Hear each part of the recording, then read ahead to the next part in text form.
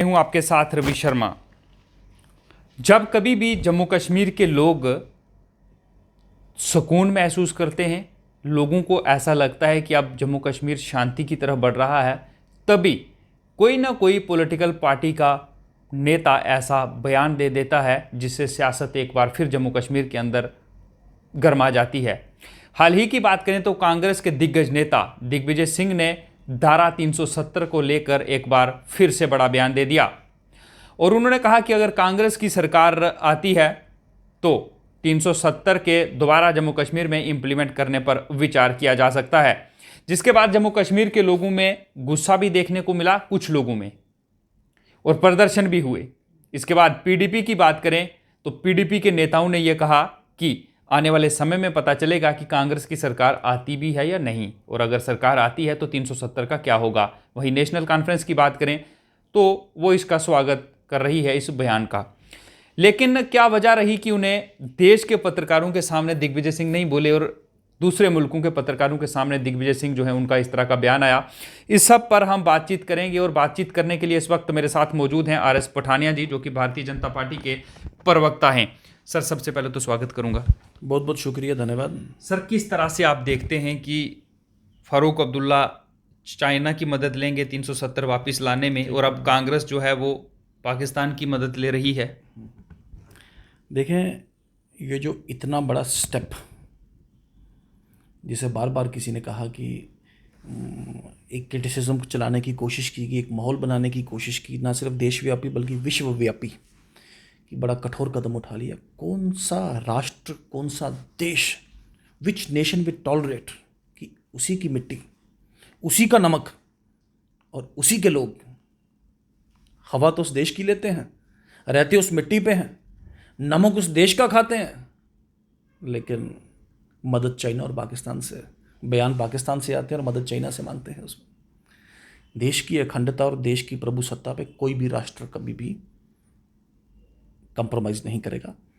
धारा 370 एक कंसेशन था, irrespective of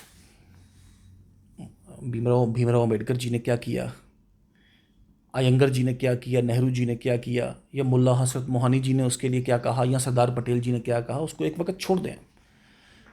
this represented the collective will of the constituent assembly of India. एक कॉन्सेशंस के रूप में दिया गया जम्मू कश्मीर को, लेकिन इस धारा 370 ने राष्ट्रवाद को और देश की प्रभुसत्ता और अखंडता पे सवाल उठाने की कोशिश की गई। देखें, there can not be a nation within a nation, एक माहौल बनाने की कोशिश की गई। There can not be a state within a state, there can not be two head of the states in a state. एक मुल्क में दो राज प्रमुख या दो प्रधानमंत्री होते हैं कभी? क्या दो संविधान कभी होते हैं किसी मुल्क में? क्या? लेकिन इतना बड़ा कंसेशन दिया, लेकिन उसको फिर दोबारा, जैसे कहते हैं, देश की प्रभुसत्ता और अखंडता पर जब बात आई। नहीं सर, जब ये हमारे देश का आंतरिक मामला है, अगर आपको कोई मांग करनी है, आप देश की सरकार में संसद है, आप वहां पर कर सकते हैं। आप दूसरे मुल्क के पत्रकारों को ये इस तरह का जवाब देते हैं? ऐसा मैंने पहले भी कहा कि ये शरारतपूर्ण और कहीं ना कहीं एक पोलराइजेशन करने के लिए, चुनावों में को नया तमाशा खड़ा करने के लिए ये बयान दिया गया है। पूरे देश भर में, बल्कि पूरे विश्व भर में इस बात में एक बाई एंड लार्ज कंसेंसस है कि धारा 370 का जाना अनिवार्य था। आप दिग्विजय सिंह जी की बात अगर करें तो दिग्विजय सिंह जी की पार्टी लोकसभा में थी, लेकिन लोकसभा ने सर्वसम्मति से पारित किया है, राज्यसभा ने इसको पारित किया है। कुछ लोगों ने आगे पीछे बात करने भी, उनका वोट काम नहीं आया। तो this is the majority view of the parliament of India, this is the majority view of the government of India, this is the majority view of the people of India, so how you can dare to do it? Sir, Congress की बात करें, Bharatiya Janata party के नेता अक्सर कांग्रेस पर आरोप लगाते हैं पड़ोसी मुल्कों के साथ उनके संबंध हैं, जब उनके इशारों पर चलती है। ये हम नहीं कहते, भारतीय जनता पार्टी के नेता जो है वो आरोप लगाते हैं, लेकिन इस बार कांग्रेस ने इस बयान से किनारा कर लिया। उन्होंने कहा है कि ये दिग्विजय सिंह का व्यक्तिगत बयान है। देखें, सिर्फ किनारा करना काफ़ी नहीं होगा। क्या दिग्विजय सिंह को पार्टी से निकालेंगे? वो या तो स्टैंड को अडॉप्ट करें, या तो फिर दिग्विजय सिंह जी से ही माफ़ी मंगवाएं। आप, ये तो एक तमाशा हो गया ना। आपने बयान भेज भी दिया, फिर खुद उसको उसके साथ डिसऑन करके और इसको पब्लिसिटी दे दी आपने उस बयान को। उसमें फिर एक हल्ला मचा दिया, एक नया डिबेट एक तैयार कर दिया उसमें। This is all show business, और ये कांग्रेस की मर्जी के साथ। कांग्रेस में एक वेल प्लान्ड जिसे कहते हैं पोलराइजेशन और अपीजमेंट और सूडो सेकुलरिज्म, ये कांग्रेस ग्रस्त रही है इन बीमारियों के साथ आज नहीं कई दशकों से, और ये उसी का एक जिसे कहते हैं बाई प्रोडक्ट है कि आज ये इस तरीके का दुर्भाग्यपूर्ण बयान। सर, कोई भी राजनीतिक दल हो, आपको लगता है कि जब जम्मू कश्मीर की जनता इस तरह से लगता है उसको कि अब सब कुछ सही चल रहा है, अब सुकून से वो रहते हैं, इस तरह का बयान नेता दे देते हैं और फिर सियासत गर्मा जाती है और लोग एक बार फिर चिंता में आ जाते हैं? देखें, धारा 370 में जो चेंज 5 अगस्त 2019 को की गई है, उसमें इंच भर भी उसकी वापसी, उसका रिवाइवल या उसको रिस्टोर करने की जो बात वो जिसे कहते हैं वो मुंगेरी लाल के हसीन सपने के बराबर है। इस बात पे आश्वस्त रहें शेष भारत और खासकर जम्मू कश्मीर निवासी, जो भी लोग ये धारा 370 के बारे में छोटे छोटे, आपने फारूक साहब की बात की, इस महबूबा जी ने भी कुछ कहा, शुरू दिग्विजय सिंह जी से हुआ, तो ये सिर्फ इनको भी पता है कि धारा पीडीपी के नेताओं को समझ आ गया है, क्योंकि पीडीपी के नेताओं का जो बयान था वो ये था कि जब कांग्रेस की सरकार आएगी या नहीं आएगी, और जब आएगी तो उस समय देखा जाएगा कि क्या इसमें चेंजेस वापस होती हैं या नहीं। उनको तो समझ आ गया है, लेकिन शायद लोगों को समझ नहीं आ रहा। वो बीबीसी का टीवी सीरियल था यस मिनिस्टर, तो जो बात आप कर नहीं सकते उसकी आपने ज़्यादा बात करनी है, तो जिसकी आपने ज़्यादा बात करनी है वो करना नहीं है। तो वो प्रिंसिपल मुझे लगता है यहाँ कांग्रेस का जो पॉलिसी पैरालिसिस है उस पर बिल्कुल फिट रहती है। दिशाहीन जिसे कहते हैं, पॉलिसीहीन, नेताहीन, और किसी धारा 377 पे स्टैंड पॉइंट विहीन भी हैं ये, इनको पता नहीं लग रहा बेचारों को। मैं फिर दोबारा रिपीट करना चाहता हूँ कि this is a permanent structure, इसमें कोई भी चेंज दुनिया की कोई भी ताकत कर नहीं सकती है। ये पार्लियामेंट का विल है और ये बिल्कुल इम्प्लीमेंट होगा, मत किसी डाउट और डबल ओपिनियन में रहें। बहुत जल्द वही प्रक्रिया जो 5 अगस्त 2019 की, हर पॉलिटिकल पार्टी उसमें पार्टिसिपेट करके और विधानसभा चुनाव जम्मू कश्मीर में होंगे, और उस विधानसभा चुनाव के मुताबिक नई सरकार बनेगी उसमें, और नए अरेंजमेंट में, नए संवैधानिक प्रक्रिया में, नई संवैधानिक प्रणाली में वो सरकार काम करेगी। आरएस पठानिया जब भी बोलते हैं खुलकर बोलते हैं। पठानिया साहब, एक सवाल जम्मू कश्मीर के युवाओं का है कि क्या जो सपने भारतीय जनता पार्टी ने जम्मू कश्मीर के युवाओं को दिखाए थे कि 370 में बदलाव के बाद, बदलाव ही हम कहेंगे, पूरी तरह से गया नहीं है, उसके बाद जो विकास यहाँ पर होगा वो विकास हुआ है? जो वादे किए गए थे, आपको लगता है कि वो वादे पूरे हुए हैं या उसमें कमी रह गई है? ऐसा है कि there is always scope for improvement. काम करने का विषय संशय तो हमेशा हर जगह रहता है, लेकिन डिबेट उस पर भी होनी चाहिए कि जो हुआ है आज तक।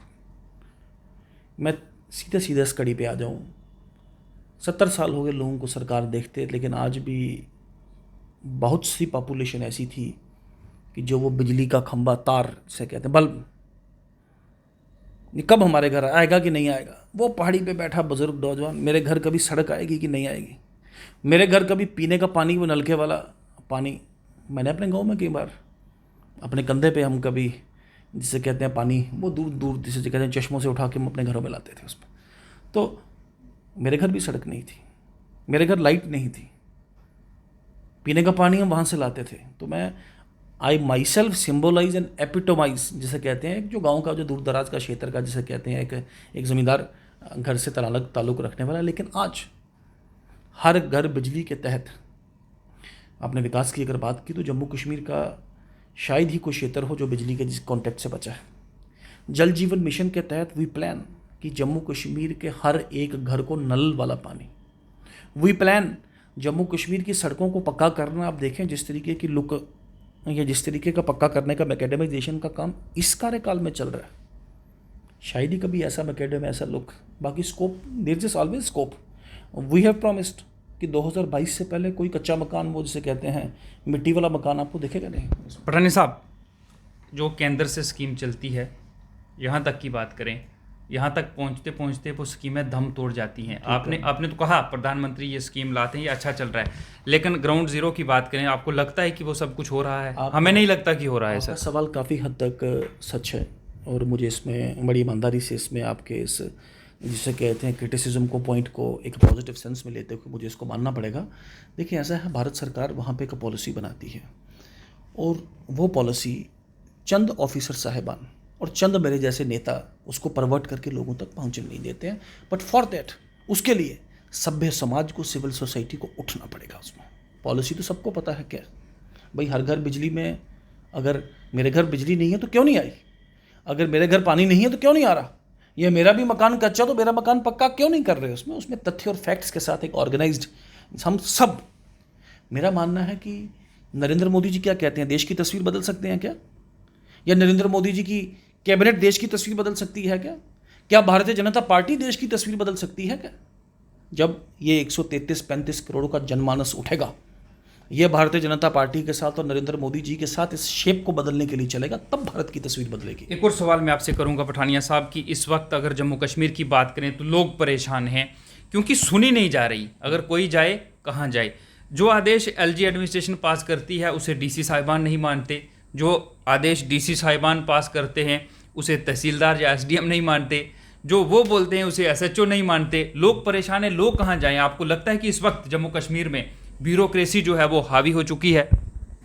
वो आपने कहानी सुनी होगी राजकुमार सिद्धार्थ कि राजा के घर बड़ी देर के बाद बेटे पैदा हुए तो राजा ने कहा इनको खाने की, इनके पीने की, इनके खेलने की व्यवस्था जैसे जो कहीं 3 गुना की जाए, लेकिन इनको महल से बाहर ना जाने दिया जाए, चूँकि महल के बाहर जाएंगे गुर्बत देखेंगे, तकलीफ़ देखेंगे, परेशानी देखेंगे, ये कहीं परेशान ना हो जाए।